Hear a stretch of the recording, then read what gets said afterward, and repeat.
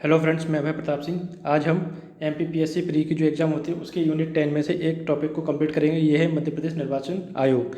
ये जो टॉपिक है ये मध्य प्रदेश एग्जाम पीएससी, व्यापम और भी कई सभी एग्जाम्स के लिए काफ़ी इंपॉर्टेंट है। शुरू करते हैं हम अपने टॉपिक को। देखिए, जैसे कि भारत में सभी लोकसभा, और जो राज्यसभा और प्रेसिडेंट के इलेक्शन होते हैं, साथ में जो विधानसभाओं के इलेक्शन होते हैं, इन्हें कंडक्ट करवाने के लिए जैसे कि केंद्र में एक संस्था है भारत निर्वाचन आयोग, उसी तरह राज्यों में इलेक्शन करवाने के लिए एक संस्था होती है राज्य निर्वाचन आयोग। ऐसे ही मध्य प्रदेश में भी एक निर्वाचन आयोग है जिसे मध्य प्रदेश निर्वाचन आयोग के नाम से जाना जाता है।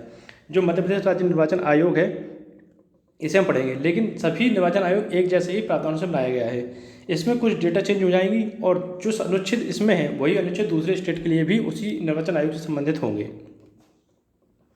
जैसे कि आप यहाँ पे उत्तर प्रदेश निर्वाचन आयोग कर देंगे तो सारे प्रावधान वही रहेंगे, केवल अध्यक्ष और जो डेट बनाने की जैसे कि जो मध्य प्रदेश में जिस डेट को निर्वाचन आयोग बना हुआ उससे डेट अलग हो जाएगी, लेकिन सारे प्रावधान सेम रहते हैं। ऐसे ही हम शुरू करते हैं अपने टॉपिक को। मध्य प्रदेश राज्य निर्वाचन आयोग जो है यह भी एक संवैधानिक संस्था है। जैसे कि भारत निर्वाचन आयोग संवैधानिक संस्था है, उसी तरह जो आपका मध्य प्रदेश निर्वाचन आयोग है यह भी एक संवैधानिक संस्था है। संवैधानिक संस्थाएं वो होती हैं जिनका उल्लेख अनुच्छेद किसी संविधान के किसी अनुच्छेद में किया गया हो। उसी तरह जब आप इस पर हम आगे बढ़ेंगे तो देखें संविधान के अनुच्छेद 243 में राज्य निर्वाचन आयोग के गठन की बात की गई है। कहाँ की गई है? अनुच्छेद 243 में 1 फरवरी 1994 को मध्य प्रदेश सामान्य प्रशासन विभाग की अधिसूचना जारी की गई। जो मध्य प्रदेश सामान्य प्रशासन विभाग था इसकी अधिसूचना जारी की गई, उसके कब की गई थी? 1 फरवरी 1994 को। फिर जब इसकी स्थापना की गई मध्य प्रदेश राज्य निर्वाचन आयोग की, वो कब की गई थी? 15 फरवरी 1994 को। अब एग्जाम में आपसे पूछा जा सकता है कि जब पहली बार निर्वाचन आयोग को गठित करने के लिए अधिसूचना कब जारी की गई, तो ये की गई थी 1 फरवरी 1994। उसी के 15वें दिन बाद मतलब कि 15 फरवरी 1994 को मध्य प्रदेश राज्य निर्वाचन आयोग की स्थापना कर दी गई थी। इसी दिन इसके प्रथम राज्य निर्वाचन आयुक्त की स्थापना को इस पे पदभार पर संभालने की जिम्मेदारी दी गई। ये कौन थे? ये थे एन.वी. लोहानी जी। एन.वी. लोहानी जी को पहली बार मध्य प्रदेश राज्य निर्वाचन आयुक्त के रूप में पदभार संभाला था। मध्य प्रदेश राज्य निर्वाचन आयोग एक सदस्यीय संस्था है। जैसे कि आप देखेंगे भारत का जो निर्वाचन आयोग है ये वर्तमान में 3 सदस्यीय संस्था है, लेकिन जब इसकी स्थापना हुई थी तब ये 1 सदस्यीय था। जो हम बात कर रहे हैं किसकी? भारत निर्वाचन आयोग। ये पहले 1 सदस्यीय था। 1989 में ये 3 सदस्यीय हुआ था, फिर 1990 में फिर से 1 सदस्यीय हो गया था। लेकिन जो भारत का मध्य प्रदेश का राज्य निर्वाचन आयोग है ये शुरू से लेकर जब से इसकी स्थापना हुई 15 फरवरी 1994 तब से वर्तमान तक 1 सदस्यीय संस्था ही के तौर पर कार्य कर रहा है। इसके जो कार्य हैं जैसे कि आप देखेंगे इसमें मध्य प्रदेश राज्य निर्वाचन आयोग के जो कार्य हैं उनकी चर्चा करेंगे। निकायों एवं त्रिस्तरीय पंचायतों, देखिए पंचायतें 3 स्तर की होती हैं, ठीक, उनके इलेक्शन, और जो निकाय होते हैं उनके इलेक्शन किसके द्वारा कंडक्ट करवाए जाते हैं? ये करवाए जाते हैं आपके राज्य निर्वाचन आयोग के द्वारा। और राज्य में जो विधानसभाएं होती हैं इनके इलेक्शन किसके द्वारा करवाए जाते हैं? इसके इलेक्शन करवाए जाते हैं भारत के जो निर्वाचन आयोग है उसके द्वारा। विधानसभा के इलेक्शन आप हटा दीजिए और विधान परिषद के हटा दीजिए, उसके बाद जितने भी इलेक्शन बनते हैं स्टेट में सभी किसके द्वारा करवाए जाते हैं? आपके राज्य निर्वाचन आयोग के द्वारा, जिसमें कौन से निकाय और त्रिस्तरीय पंचायतें। इनके नियंत्रण और निर्देशन का काम कौन करता है? राज्य निर्वाचन आयोग। उसी तरह मतदाता सूची तैयार करना, जो राज्य के जो ये इलेक्शन है इनसे संबंधित जो मतदाता सूची तैयार की जाती है किसके द्वारा की जाती है? राज्य निर्वाचन आयोग के द्वारा। मतदाता सूची में नाम जोड़ना, हटाना एवं प्रकाशन करना। मतदाता जागरूकता का विज्ञापन, प्रकाशन एवं प्रशासन करना। देखिए, जो समय समय पर गवर्नमेंट जो टीवी पर एडवर्टाइजमेंट या फिर पेपर में एडवर्टाइजमेंट देती है कि लोगों को उनके अधिकार जाने चाहिए, वोट देना चाहिए, उससे संबंधित है ये, ठीक है। इसके बाद जो इसका अगला अधिकार है वो है स्थानीय महत्वपूर्ण सामाजिक व्यक्तियों को मतदाता जागरूकता की अपील करना। सोशल मीडिया पर जिलेवार आम नागरिकों से सुझाव व अभिमत के लिए सुविधा प्रदान करना। स्थानीय निर्वाचन की गतिविधियों की सतत जानकारी देने के लिए पृथक प्रकोष्ठ की स्थापना एवं नोडल अधिकारियों की नियुक्ति करना। ये सारे काम किसके हैं? राज्य निर्वाचन आयोग के। अब जो राज्य निर्वाचन आयोग है वो 3 अधिनियमों को केंद्र में रखकर कार्य करता है। ये 3 अधिनियम कौन से हैं? पहला है आपका मध्य प्रदेश स्थानीय प्राधिकरण निर्वाचन अपराध अधिनियम 1964, मध्य प्रदेश कोल्हार नियंत्रण अधिनियम 1985, मध्य प्रदेश संपत्ति विरूपण अधिनियम 1994। ये तीनों अधिनियम आपको याद होने चाहिए, एग्जाम में कभी भी पूछे जा सकते हैं। कोई भी एक एग्जाम जैसे कि उन्होंने पूछ लिया मध्य प्रदेश कोलाहल अधिनियम नियंत्रण कब प्रभावी हुआ था या फिर कब लागू किया गया था? ये किया गया था 1985 में। ये आपको पता होना चाहिए तीनों। तो ये जो निर्वाचन आयोग है ये 3 अधिनियमों को केंद्र में रखकर काम करता है। वो तीनों अधिनियम ये वाले हैं। इसके बाद हम बात करेंगे आयोग की जो संरचना है। जैसे कि पहले हमने बताया था कि आयोग जो भारत का निर्वाचन आयोग है ये 3 सदस्यीय संरचना है। वर्तमान में पहले 1 सदस्य थी, लेकिन जो मध्य प्रदेश राज्य निर्वाचन आयोग है ये शुरुआत से लेकर वर्तमान तक 1 सदस्यीय ही रही है। इसमें जब आप देखेंगे, देखिए यहाँ से मध्य प्रदेश राज्य निर्वाचन आयोग के प्रमुख राज्य निर्वाचन आयुक्त होता है। जो ये राज्य निर्वाचन है आयोग है इसका प्रमुख कौन होगा? राज्य निर्वाचन आयुक्त। जो पहले कौन थे? BN लोहानी जी। यह वह सामान्यतः भारतीय प्रशासनिक सेवा के वरिष्ठ अधिकारी होते हैं। भारतीय प्रशासनिक सेवा से मतलब IAS रहेगा वरिष्ठतम अधिकारी जो राज्य में होगा, उसे इस पोस्ट पर अपॉइंट किया जाता है। निर्वाचन आयुक्त के सदस्यों के लिए भारतीय प्रशासनिक सेवा के वरिष्ठ अधिकारी आयोग के सचिव के रूप में कार्य करते हैं। निर्वाचन आयोग के सहयोग, अब देखिए, अब जो एक सदस्य तो पूरा आयोग को संभाल नहीं सकता, अब इसमें सहयोगी भी होने चाहिए। अब सहयोगी भी कौन होंगे? जो भारतीय प्रशासनिक सेवा के वरिष्ठतम अधिकारी हैं, उन्हें सचिव के रूप में इस आयोग के साथ जोड़ दिया जाएगा। उसके बाद अनुच्छेद 243K, ये वाला 243K के अनुसार राज्य निर्वाचन आयोग में राज्य के राज्यपाल द्वारा नियुक्त एक राज्य निर्वाचन आयुक्त होता है। अब देखिए, मैंने अभी बताया ना, एक राज्य निर्वाचन आयुक्त होता है, उसकी नियुक्ति कौन करेगा? उसकी नियुक्ति करेगा राज्य का राज्यपाल। अब हम बात करेंगे इनका जो कार्यकाल होता है उसकी। इनका जो कार्यकाल रोज राज्य निर्वाचन आयुक्त होता है जिसकी नियुक्ति राज्यपाल के द्वारा की जाती है, उसका जो कार्यकाल होता है वो 6 वर्ष या फिर 62 वर्ष, जो भी पहले हो जाए, या तो 6 वर्ष पहले हो जाए या फिर 62 वर्ष पहले हो जाए, तो उसे अपने पोस्ट से हटना पड़ेगा। इसके बाद इन्हें अपने पद से उसकी रीति रिवाज और उन्हीं आधारों के तहत हटाया जाता है जो उच्चतम न्यायालय के न्यायाधीश से संबंधित होते हैं। देखिए, जिस तरह आप उच्च न्यायालय के न्यायाधीश को हटाते हैं, उसी तरह आप राज्य के जो राज्य निर्वाचन आयुक्त हैं उसे हटा सकते हैं। इसके अलावा कोई ऐसा प्रावधान नहीं है जिसे आप हटा सकें। जो आप उच्चतम न्यायालय के न्यायाधीश के लिए अपनाएंगे उसी के द्वारा इन्हें हटाया जाएगा। मतलब कि इन्हें कार्यकाल की पूरी सुरक्षा प्रदान की गई है। राज्य निर्वाचन आयुक्त की जो सेवा शर्तों में नियुक्ति के पश्चात उन्हें अलाभकारी परिवर्तन नहीं किया जा सकता।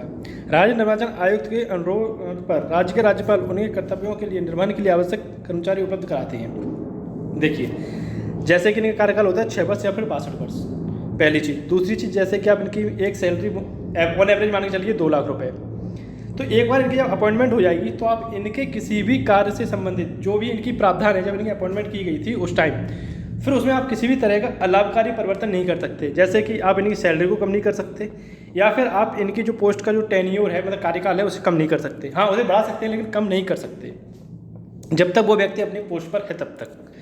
ठीक है, उसी को भैया बताएगा। राज्य निर्वाचन आयोग की सेवा शर्तों में नियुक्ति के पश्चात, मतलब नियुक्ति होने के बाद, उसके लिए अलाभकारी परिवर्तन नहीं किए जाएंगे। उसके बाद जब राज्य निर्वाचन आयोग के अनुरोध पर, जब राज्य निर्वाचन आयोग को लगेगा कि कार्य करने के लिए उसे और स्टाफ की जरूरत है, तो राज्य निर्वाचन आयोग के अनुरोध पर राज्य के राज्यपाल द्वारा उसके कर्तव्यों के निर्वहन के लिए आवश्यक कर्मचारी उपलब्ध कराए जाएंगे। यह कौन करवाएगा? राज्यपाल। इसके बाद हम बात करेंगे नगरीय निकाय और पंचायती निकाय। जो नगरीय निकाय हैं आपके भारतीय संविधान के भाग 9 का में नगरीय निकाय या फिर नगर पालिका की को शामिल किया गया है।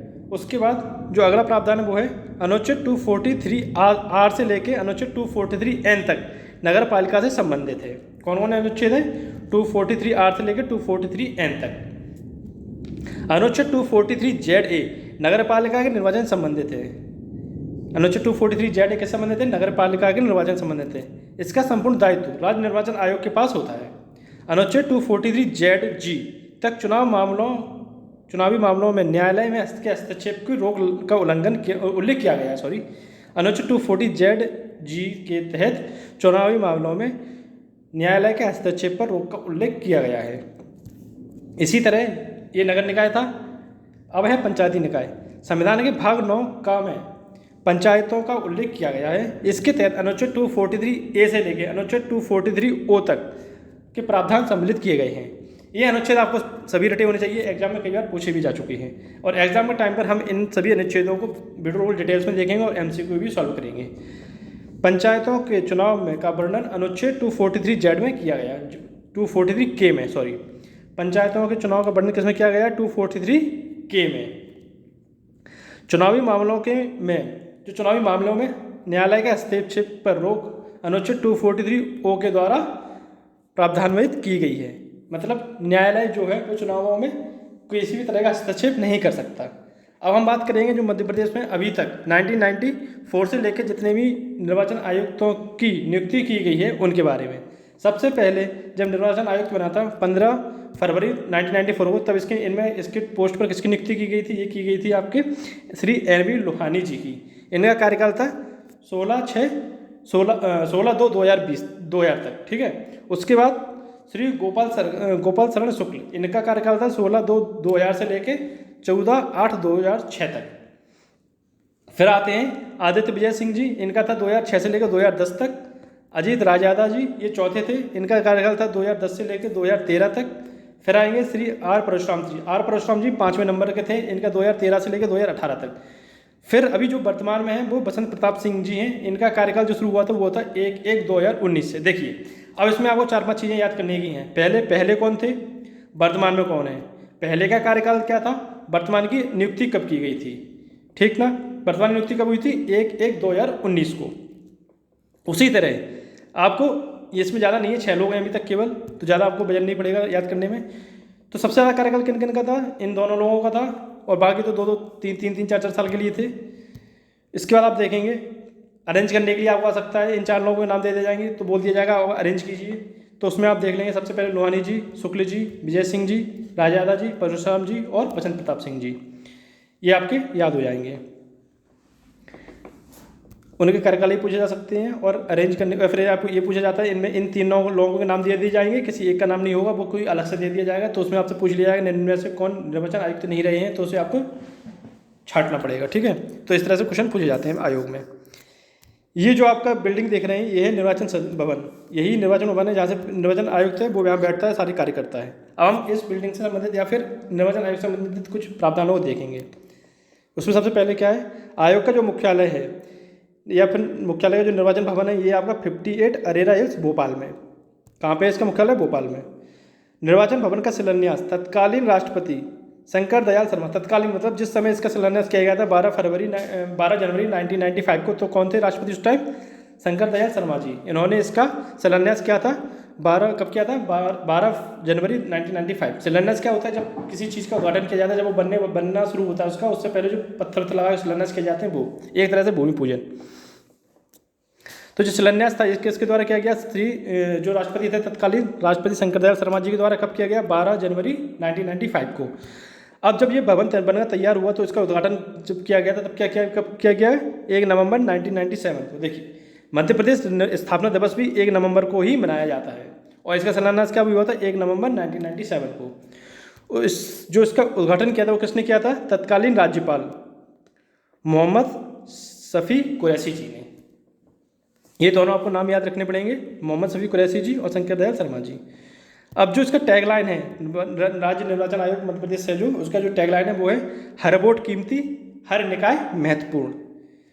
उसके बाद आयोग को e governance award of excellence 2015 से लेकर 2017 के बीच एम गवर्नमेंट कैटेगरी सम्मानित किया गया है।